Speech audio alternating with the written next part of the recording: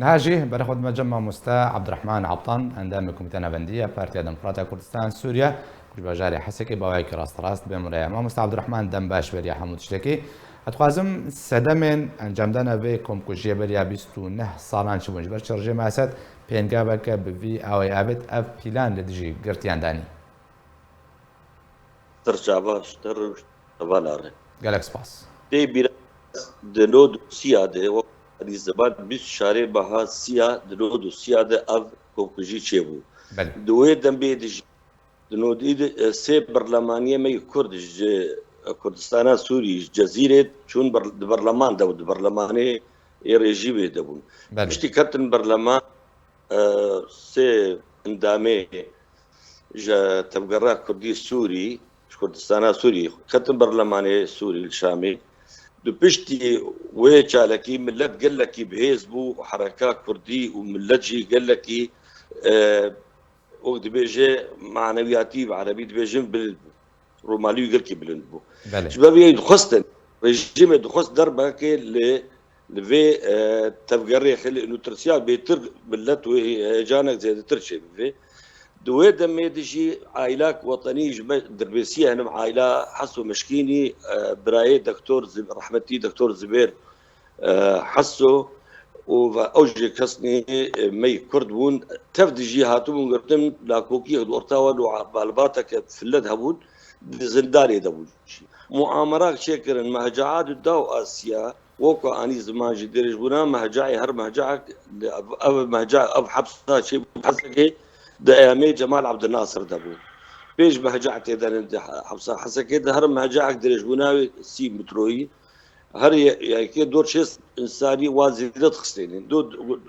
دور ست انساني كابتن وزن داني وان دور شاصلي بيسيد خصني قال له وكو انا ماجي سياسي ب مخدرات و دزا وان تبدا خصهم او عائله ما لاحظوا خص المهجعات الدقادي رحمه يد كمال حسو عبد قال لك فراتو مال باطاون شابين اسلامي وان تبدا جي فيز داي هاتو توقيف كرد مؤامرات شي بود اورتا ريبريا زنداني دو وجورد هاتي شولي استخباراتي بو انه درباك الكرداخن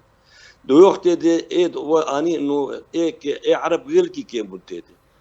فوكو اني زمان جي غاز عودي بلا كربو قوتو غاز قوت باشا ما مست عبد الرحمن فيدري بس خازم تسر هردو مجارات اما جبت خالن جرين دايك جوا سي كسين كرد كوبونا اندام البرلمان السوري مورالا كردان بلندبو وده همان دمده تقول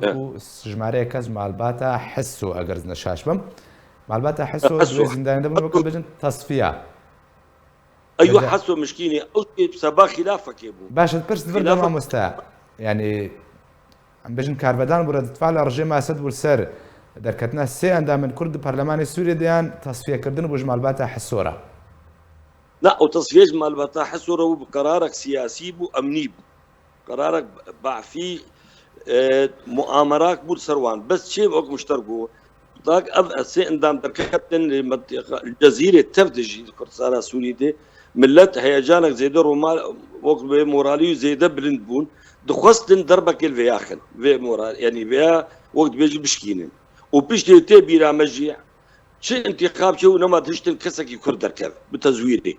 يعني وقت بيجي يعني وقت ورتي مع عربي بيجن انه تشاوا صيحه بدركتن تخص المورالا كردا بشكينن وقت بيرا مد النود هاجم فقر يجي دو حزار وسيا دبشتي الرجيم صدام كت او انتفاضه قامشو او جي فتناك وكويابو خص نجاد مورالا كردا بشتي رابو كردستان باشور بسركت وصدام كت خص الدرباك الكرداخ نفسها تلي بنر نفسها معادلتي يعني جبر بيها تبني هر كرد بيج دكافن ويبو خوازن درباك الفي مورالي كرداخن ومورالي وعم بشكين جبر بيها اشتر بيجم يعني او هرسي برلمان يقتدر كابتن دخستن انه مورالي كردا بشكينين وابو عائله ما لا حسوا عائلات كرد جدر نسيني ناكوكي اجتماعي بون شباكي بون اورتاون وبالباتك دد وان كل سياسي برياره سياسي اب حبسات شوطاندن صار دستور ريجيما بحث اذا راح حبسي بشار كسي يك جوا نافي كاموبو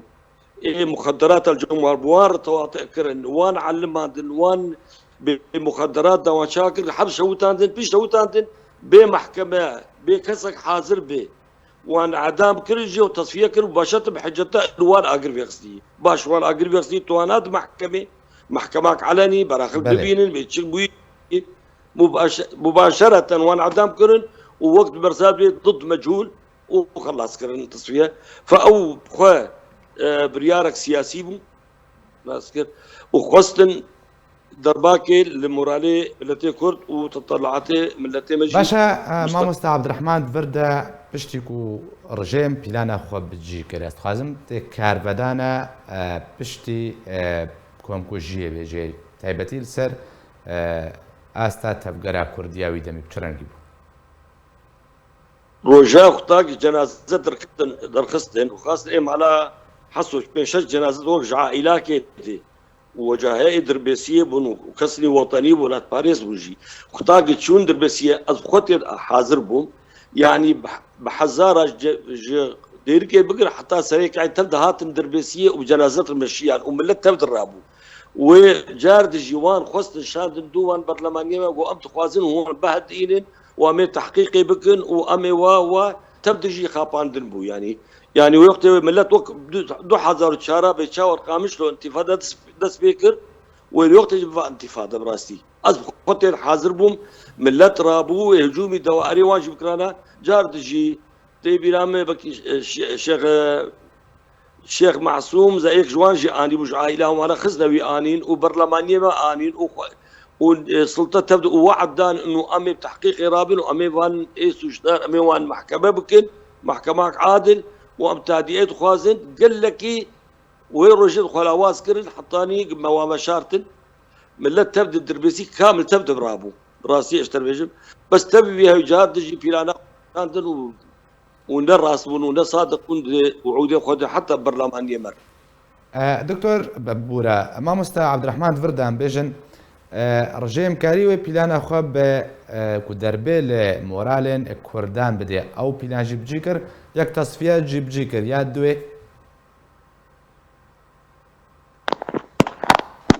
مامۆستا عەبدوڕەحمان پرسام ئەو بوو تەگۆ ڕژێم دە ئارمانجی هەبوون تەسفیەکردە ئەمالە حسە و یادیژی دەربە لە مۆرالێن کوردان بدێ لە دەبەرە جەزیرێ پیلانە دوێژی بجی کردن یان نا اي والله كشتن مورال بين سر مورال لا هر شو مورالي كردا تجاري كيم زيدت بو كيم لابو هر تعدتي ملتي ما بيتر خرد بهجانا وزيد تردو راسي يعني بيشتي ويا بيتر ملت بتفقرا خوشي وبحركات خوشي دي يعني بيتر بيجي بهالوسطى خوي انا تويد بيتر خبي جريدا لا ابدا تجاري مورالا كردان اشكي باشا مامۆستا عەبدوڕەحمان فێدرێ يعني پشتی با 29 ساڵ دەرباس بوون دەما 29 ساڵێ بوریدە چش بۆی